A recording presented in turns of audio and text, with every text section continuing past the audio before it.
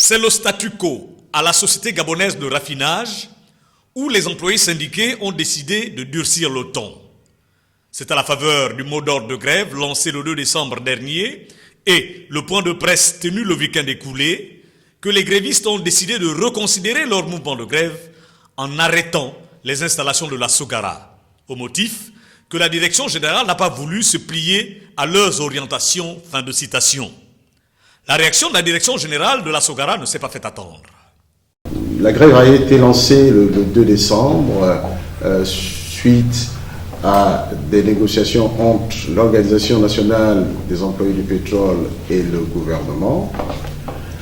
Ces négociations qui sont toujours en cours, mais qui n'ont pas fait l'objet encore d'un procès verbal de conciliation entre les deux parties, fait en sorte que les installations de notre société ont été arrêtées depuis le 2 décembre. C'est un arrêt total où la Sogara ne produit plus du tout. À cela, en ma qualité de premier responsable de cette société, et en vue de sauvegarder les intérêts de la Sogara, je me suis permis de convier autour de la table les représentants du personnel de la Sogara pour leur faire part des conséquences néfastes et surtout financières de cette grève sur la Sogara. Déjà, en temps normal, la Sogara a du mal à fonctionner, n'eût été le soutien financier de l'État.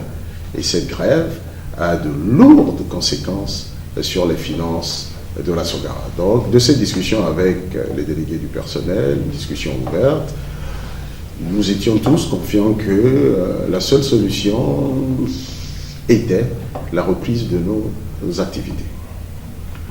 Le temps passant, ça au cours de la première semaine, voyant que le mot d'ordre n'était toujours pas levé, je me suis permis en tant que premier responsable de la société d'envoyer une note à l'ensemble du personnel faisant encore état des conséquences dramatiques de cette grève sur les finances de la Sogara et qu'au bout de 3 semaines, nous en sommes à la 4e, cela mettait à risque même la poursuite de nos activités. Le 24 décembre, je me suis, encore en ma qualité de premier responsable de la société, je me suis permis, dans le souci toujours de préserver les intérêts vitaux de la Sogara, de faire une communication à l'ensemble du personnel.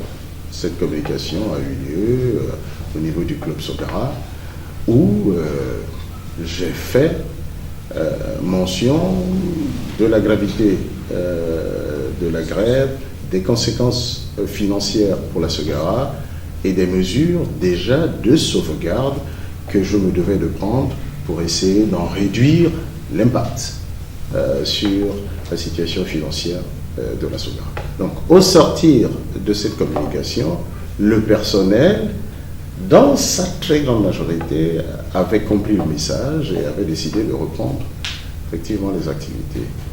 Et puis, dans la nuit effectivement du 24, j'ai reçu une correspondance du Bureau national de l'ONEP faisant état de propositions de redémarrage des activités avec une limitation de l'approvisionnement en fait du pays.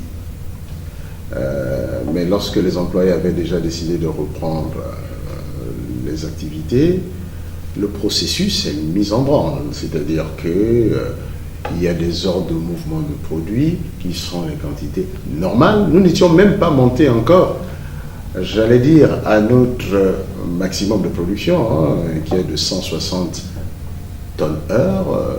Nous en étions en phase de démarrage, puisqu'on a commencé à mettre la chaudière en marche le mercredi dans la nuit. On n'avait même pas commencé à mettre les produits au stock.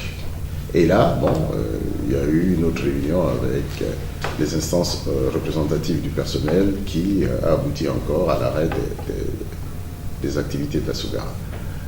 À retenir que cette grève du secteur pétrolier fait suite à la non-satisfaction des préalables, à savoir la suspension immédiate des prélèvements CNAMGS aux agents pétroliers, l'annulation des sanctions et réintégration des délégués du personnel de la société Perenco, le départ du directeur général de Oil Libya Gabon, puis enfin l'expulsion du directeur général de la STI Bokar et la réintégration des 53 licenciés. Par ailleurs, plus une goutte de produits pétroliers n'a été traitée à la Sogara depuis le 2 décembre dernier, avec conséquences immédiates, vous vous doutez bien, la perte de production estimée à plus de 400 millions de francs CFA par jour, soit près de 10 milliards de pertes à aujourd'hui.